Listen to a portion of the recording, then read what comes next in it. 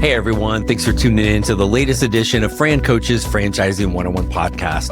I'm Tim Parmeter, founder and CEO of FranCoach and your podcast host. Today, we are going to talk about something totally different. I would talk about this a week or two back, kind of what was coming. Been doing this podcast for almost 5 years now, 250 plus, almost 250 episodes.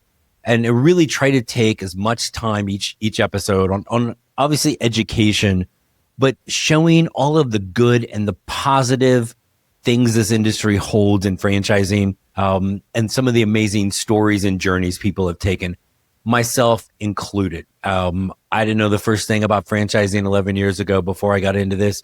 And it is been incredibly fun and rewarding, building FranCoach, working with all of the great clients we've worked with, meeting so many amazing people in this industry.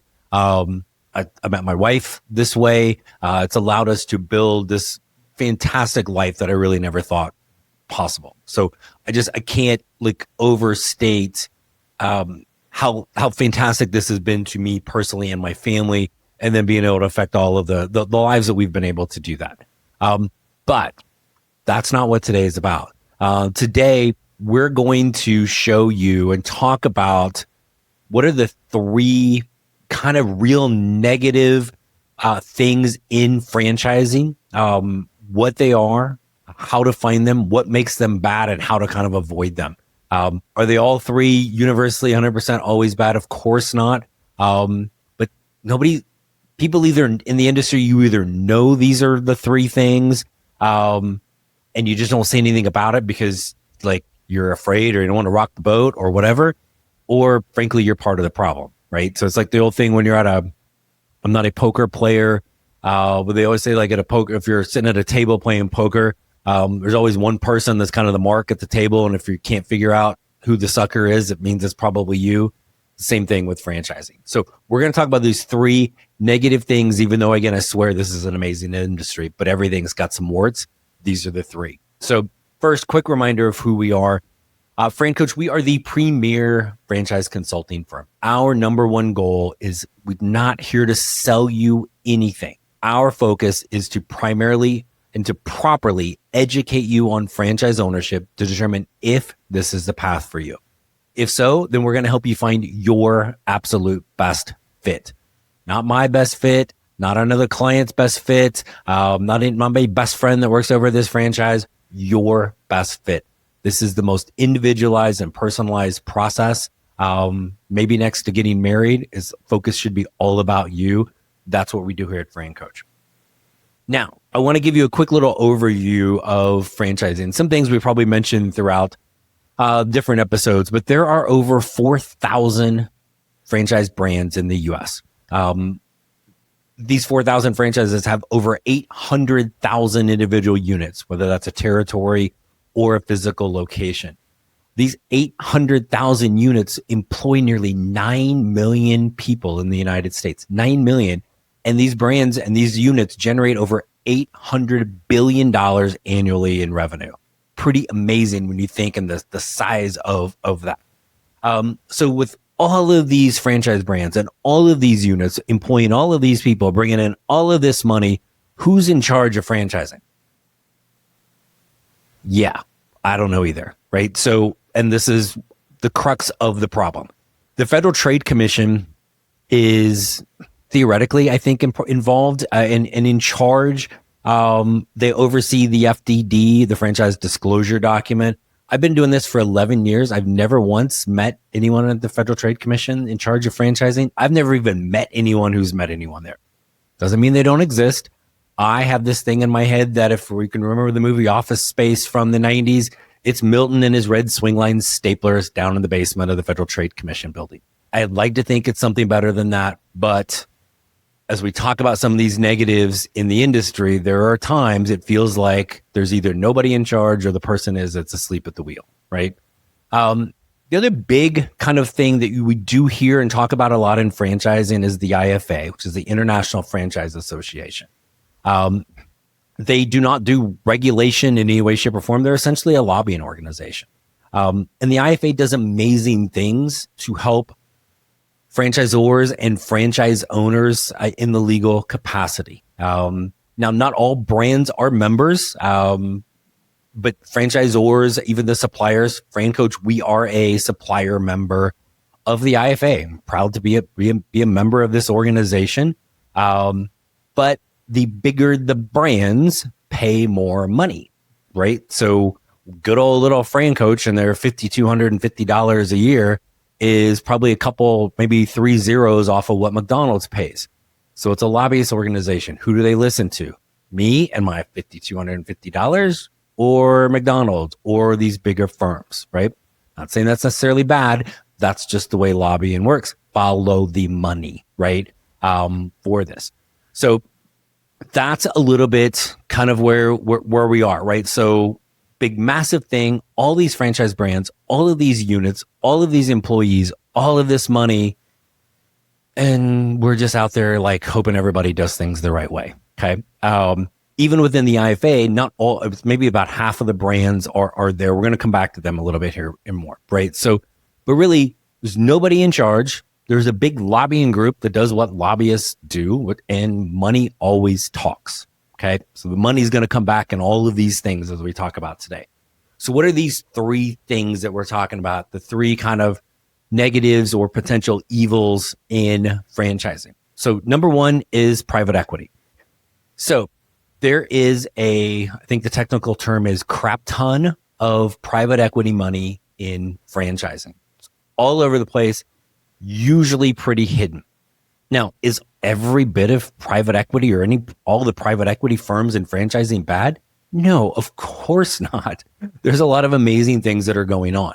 One of the ways you can tell when the private equity firms that are involved with a franchisor, the ones that are really trying to do things the right way, they're injecting money into these brands that is largely directed towards support, the infrastructure to help those franchisors better support franchise owners, more people, better tech platforms, resources, etc. Okay. Remember, how do franchisors make money? They should not be making money, really any at all, if it's done properly, on franchise fees. They make money on the royalties. The more and the better you do as a franchise owner, the better the franchisor does, right? So if we are really pumping the money into the support of the franchisor, we're going to come back to getting the right person, but we're going to make that assumption right now. But we're going to get them really well trained and constantly supported and constantly updated on the latest and the best to help those owners succeed. Okay. And success is relative. But again, if I'm happy as a franchise owner, the franchisor is happy. I'm making what the money I want, the franchisor is making the royalty. That's how it's supposed to go. Okay. Now, what's the negative side of private equity and where this can be a real problem is when they're using the money to focus on selling units. Think about that word for a second, selling. Franchises should be awarded, not sold. Okay. So how do we take all of this gobs of money from private equity and use it to sell? Well, again, it's money. We are throwing around all over the place. Like we got monopoly money at the, wherever. And so there's over the top spending on marketing, lead generation, all of the propaganda, the pretty stuff that whether it's a document they're emailing you, it's an ad, it's something on social media, spending the money on that. Also, like part of that marketing and the lead gen is making sure that they are paying the consultants and brokers of the world more. There's a couple of private equity firms right now that buying franchises that have doubled or almost tripled what they pay people in our position. Like you're basically bribing people to just send you leads, whether it's the wrong thing or not, because some people are going to chase the money. Okay. When this quote works to sell units, what's the negative of that? Well, now all of a sudden these franchisors can end up being stuck with too many owners that they can't handle because they spend all the money on the selling and they don't have the support infrastructure, right? Now, if it's spent on both, that's a different story, but we're focusing that private equity money to sell franchises and hope it works out. it's not gonna, right? That focus could also be on the wrong franchise owner because we're not worried about the best fit. We're worried about, in that position, you as the candidate of that franchise, just picture yourself as a nail, okay? And then the person in that franchisor that you're talking to and everybody there, they're the hammer, right? The other thing that happens, like kind of I would say unintended consequence of this, is then the other franchisors out there that don't have this setup from private equity standpoint, or they don't have the next thing that we're going to talk about, then it kind of encourages them to try to sell to get the attention of the private equity to come in there. Because I'm telling you, they ain't a soul in franchising that isn't trying to figure out how to get a hold of some private equity money. Okay. And if they tell you they're not, they're probably lying. So we have to understand that then this bad behavior, again, unregulated, uncontrolled, unmonitored, breeds more bad behavior. So thing number one, private equity. Number two, we're going to use the letters to start this as FSO. Now, on this show, we've talked about those letters in a totally different context numerous times, and in a very positive one. We talk about FSO as figure stuff out. One of the biggest traits you have to be successful as a franchise owner or an entrepreneur, you got to be able to figure stuff out, right? And you have to want to figure stuff out. That's not what this is. So it's kind of like lock that one away for a minute. What we're talking about is called a franchise sales organization.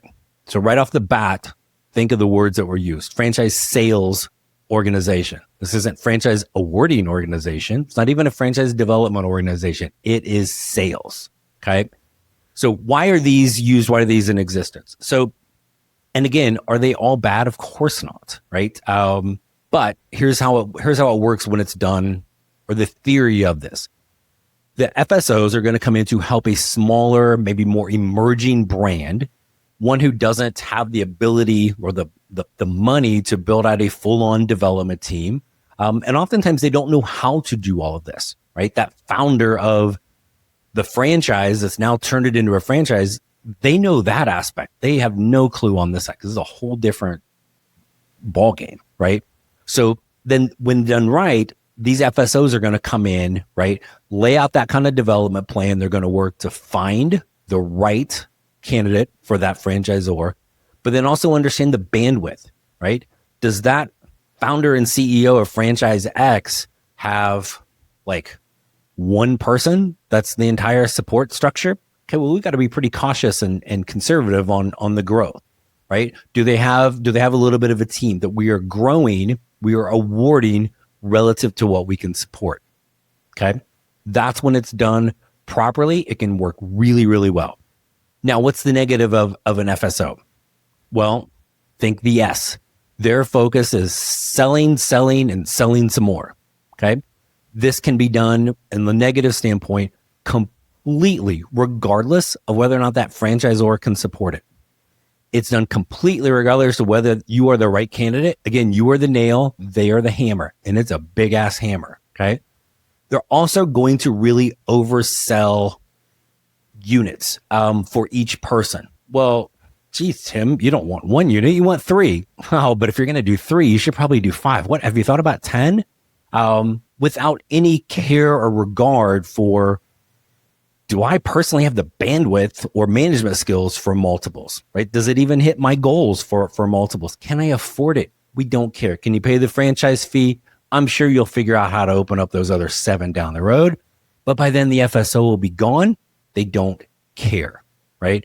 So what happens in this side of the FSO where we're sell, and who the hell cares? Well, you're going to have a high rate of closures. You're also going to have a high rate of never opens, which essentially is basically a closure. And you're going to end up with a lawsuit, right? And with some of these FSOs, that's plural, lawsuits, right? So how do the FSOs do this though, right? So again, follow the money. The money is thrown around at lead gen, marketing, again, specifically oftentimes targeting brokers and consultants. Again, when there is a higher than average commission paid to people that do what I do, I can almost always guarantee it's either private equity or an FSO bribing us to send them the leads Again, hoping that we're going to be focused on the money, not the fit. Okay. Kind of little sidebar, why I always say the money follows the fit. We find you the fit, everybody's happy. Okay. So the other thing that happens with the FSOs that are doing things the wrong way, and again, not all of them are, kind of a smoke and mirrors things, right? So the one of the few things you're really not supposed to do in franchising is what's called an earnings claim. Hey, Tim, if you own this franchise, you're going to make this amount of money. Legally, you cannot do that. Common sense would say you should not do that. But if common sense was common, it would just be called sense. So they're going to either flat do earnings claims or dance all around it.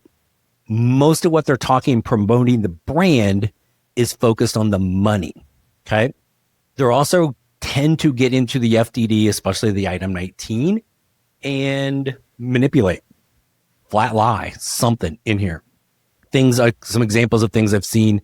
We're only including an item 19, which has the revenue. We are only including the owners that we, the franchisor, have deemed to be following the plan.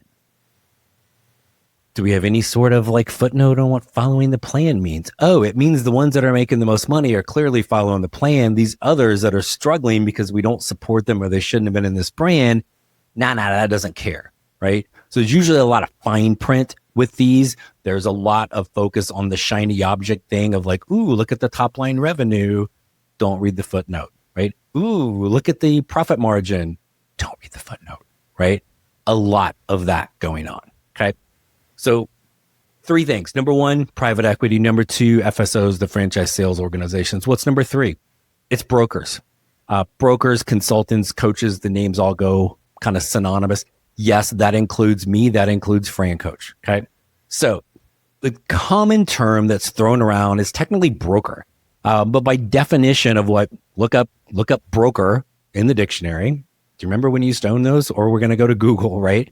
Look up what broker is. It is not remotely what we do. Consultant coach is a little bit more accurate. The other thing about broker, and frankly, I don't care what somebody personally calls me. There are those in the industry that get very hurt by it. I get a little cranky when you use it as a derogatory term. Oh, you're a broker, right? There's a little bit of it from people in the industry. So what is this person, this broker, consultant, coach? It's somebody that is working with you, a potential franchise owner, to help weed through all of the crazy and the noise to determine which franchise is best for you to own. Are all of these brokers, consultants, coaches bad? Heck no. I'm super proud of what our team at FranCoach does. And I know there are numerous other consultants who are absolutely fantastic. I'd refer my friends to them. That I think they're very, very good at what they do because they stay highly focused on their client rather than themselves. Focus on the client, not chase on the money. These other 2 things are thrown around. Okay. Now, what's the negative side of this?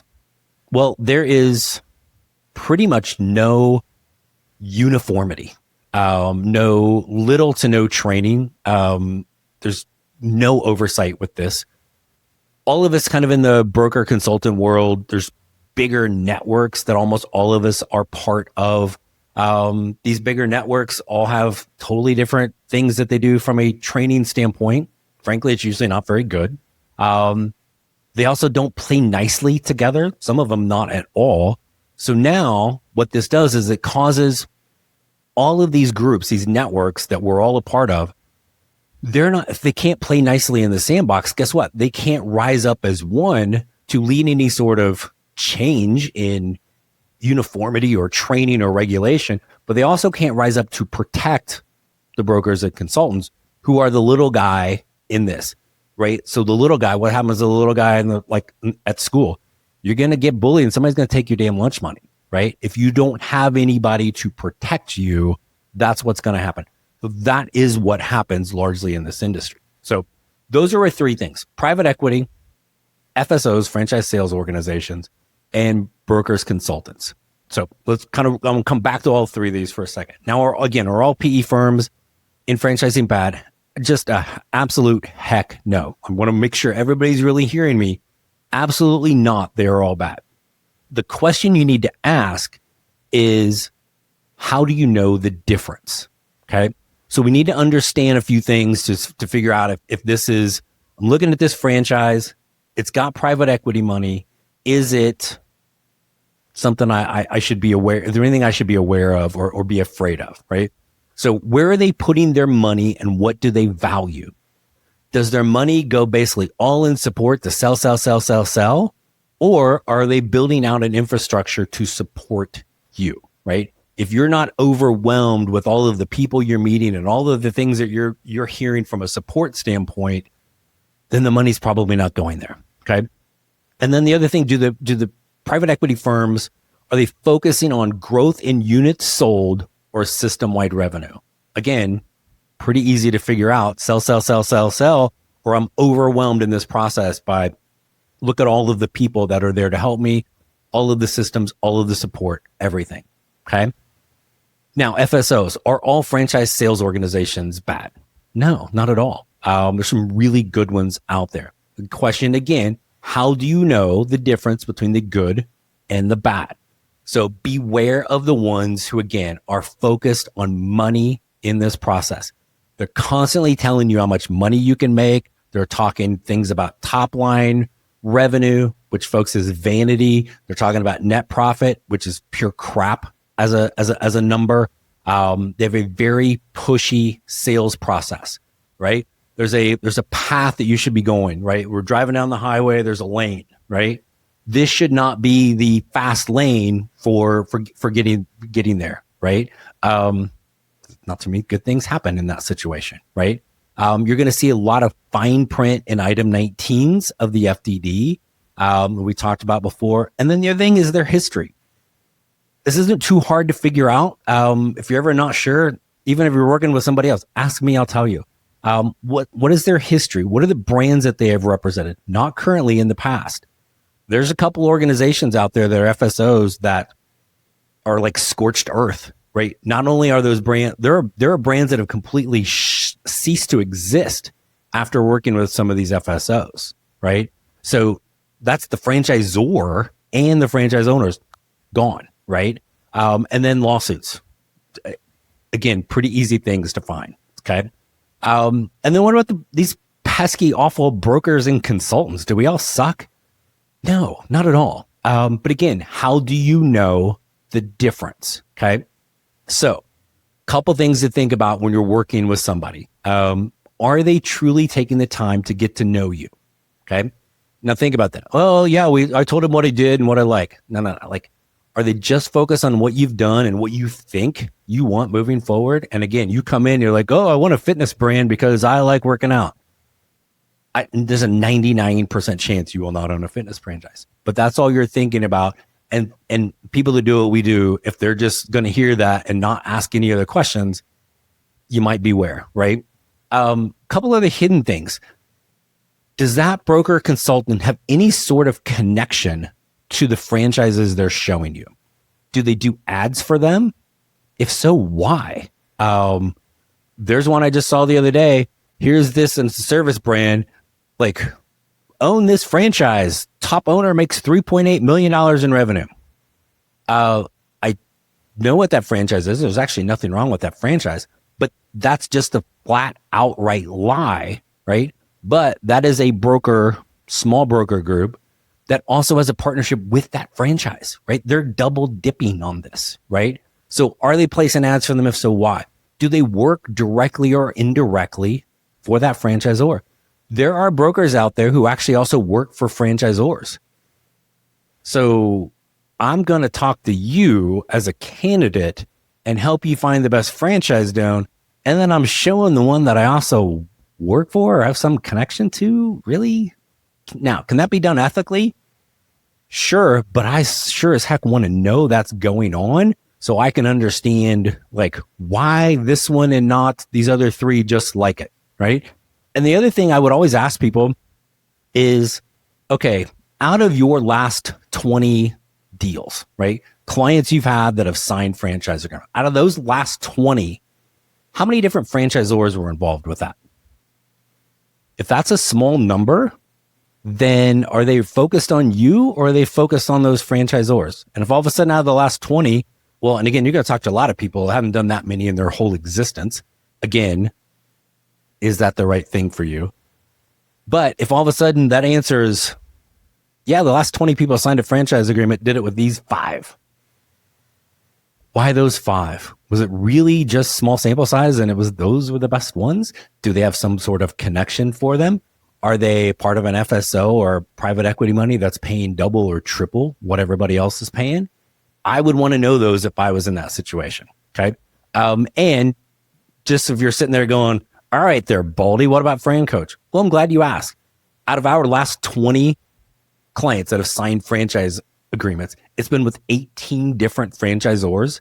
And in 2025 alone, we're basically almost halfway through the year, 11 people have signed with franchises. It's the first time we've ever had somebody sign in with them. So our team is focused on you, not us, right? So we kind of wrap all of this up, right? So yes, private equity, FSOs, and consultant brokers, great things about all 3 of them, but they really and truly are the 3 biggest concerns in this industry. I say that really wanted to kind of reaffirm how just absolutely amazing this is. Pretty much every day I am hearing a different story of how this industry has positively changed somebody's life, right? And again, I live it, right? So, but these are the 3 things. And if you ask anybody else in the industry, what are the 3 things? And they don't say these, probably all 3 of these, but they don't say any of these. Let me know what it is, because I'd be a little surprised, right? But most people, this is one of the things. Don't tell anybody about this, right? Like I'm the one, right? So, but there's also a thing. There's some people out there, and Danielle and I have somebody we know, and they say this all the time. We kind of joke like, "Oh, the problem is," and they ain't never got a solution, right? They're just like, hey, "This is the problem. This is the problem. This is the problem." I don't want to be that person, right? So these are the problems. Again, I just like disclaimer time again. It's not 100% problems in all 3 of those, but those are the 3 biggest problem areas. So what's the solution? Well, there's a handful of things. And the first, quite frankly, is just somebody be in charge. Like, has to have some oversight. Like I always joke, we need a czar of franchising, right? We need that person. Then we need to systemize this side of the industry. So the quote sales, the development, you're a candidate, you become a franchise owner side needs to be much more systemized. So we're going to say all day long that success as a franchise owner is about following the proven plan franchisors have laid out. Now, if you've heard any number of these episodes, like you've probably heard me say that repeatedly, follow the plan, right? Yet there's no systemized plan for becoming a franchise owner. None. That doesn't even make any sense when you think about it, right? There needs to be a consistent training plan for consultants, okay? People like me. I am all for testing, licensing, kind of almost like a realtor, right? If I can't pass a damn test and I can't stay current on things, I do not have any business talking to you about which franchise, okay? But the same thing needs to go for the franchisors, right? There needs to be a standardized plan to follow, again, training, testing, licensing for all of the development people that you're talking to within those franchise, right? So why is that important? Well, as an example, if there are, and there's more, but if there are 6 different painting franchises and we lined them up, bam, bam, bam, bam, bam, and I said, here, talk to all 6, you will get 6 completely different pathways through this, right? You're like, how is that possible? How are you able to keep track of everything? It's kind of the way you work with us, but we're here to help you with that. But it's crazy. So we need that systemization and standardization there, right? Then the FDD. So this is actually a very standardized template of a document, right? Everybody's got the same 23 items, everything, they're all kind of this is what goes here, this is what goes here, except for the 2 main items that basically everybody looks at. That's the money stuff, item 7 and item 19. Item 7 is where you get the costs and fees, and they're usually somewhat similar. Item 19, which shows the revenue, just has like zero standardization, right? It allows franchisors to basically put whatever the holy hell they want there. You're vetting a franchise, and in part of that, trying to figure out how much money you can make, and there's nothing controlling what goes in there, right? There are times brands put nothing in there. I'm actually at this point a fan of that. And then I've seen franchises that have like 20 pages of stuff, right? That's fine too. That's a little overkill, but that's better than all of the little footnotes where we're kind of manipulating things, right? The other thing that I would be looking at is sold versus open. Okay. Franchises sold, awarded, right? Versus how many are open. So if I go in the Wayback Machine and use a sports analogy, which I usually can't go too long without doing, but 15, 20 years ago in college athletics, I mean, really football and basketball, but they cracked down on the quote student part of the student athlete by monitoring graduation rates. So now this is way back before the portal and the NIL and all that stuff, back when the kid usually graduated from where he started. Okay. So these programs were monitored on the graduation and progress rate. If not a high enough percentage of that school's players were progressing properly academically, the program would lose scholarships, right? College basketball program, 13 scholarships. All of a sudden you're down to 11. That's a big ding, right? So guess what? They were making sure their student athletes were progressing academically. Who knew that would work? In franchising, brands can sell all they want with absolutely no repercussions for closures or sold not open. So if a brand, what I would like to see as part of this change is if a brand is selling units and not getting a high enough percentage of them open, or their closure rate is too high, we need some sort of penalty for this, or at the very least, it should be very easy for the consumer, i.e. you, the potential franchise owner, to know about it, right? Here's section or item 24 of the FDD. Over the last 5 years, Franchise X has awarded 750 units. 15 of those are open. 35 of them are closed. Red flag, red flag, red flag, right? So we have all of that information in there to protect you. I am 100% in favor of any way we can standardize, regulate, even license this industry. Anything that protects the potential franchise owner from the few, and they really are the minority, but the few bad players in this industry. Okay. Now, what I am not in favor of, and this is kind of where we go with all of this, is that the group with the least collective money and therefore the least collective influence, and it ain't private equity and it ain't franchise sales organizations, it's the scattered, fragmented broker consultants, right? That in no way, shape, or form should that be the only group in here on which blame is placed, nor should it be the only one that is forced into any sort of licensing regulation thing. We need it for everything, okay? So I'm about to hop off my soapbox, but FranCoach, the Franchising 101 podcast, we're all about education. And after 250 episodes and 11 plus years in this industry, I think it's okay to take one episode out and talk about, right, that crazy uncle that we have in our family, right? And there's a couple of them, right, with this. Tell me what family doesn't have that, okay? If you'd like me to start naming names in my family, I'm more than happy to do that. So I want to make sure people are aware. Again, our job is to properly educate you. And we spend so much time showing you the opportunities, how to learn about them. This is the other side that I want people to understand about. It needs to be talked about in this industry. There needs to be somebody in charge to make sure that we're all playing the same game under the same rules, which really should be focused on you, the potential and then eventual franchise owner. If we're not doing things to protect that, then frankly, we're all screwed and we all just need to go find jobs somewhere else. Okay. Hopping off the soapbox. FranCoach.net is where you find us. Find us on our YouTube channel as well for this.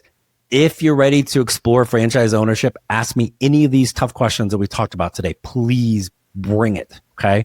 If I can't answer it, then you don't need to be working with me. Okay. So reach out to us. There's never any fee for our service. Really, there's like one thing in this whole thing that is free. And we're here again. We're here to help. Thanks for listening to the rant. I hope that was helpful. We thank you so much for always being loyal and kind of passionate subscribers and followers to our podcast. Again, FranCoach.net when you're ready to chat. Until next week, thanks so much for tuning in.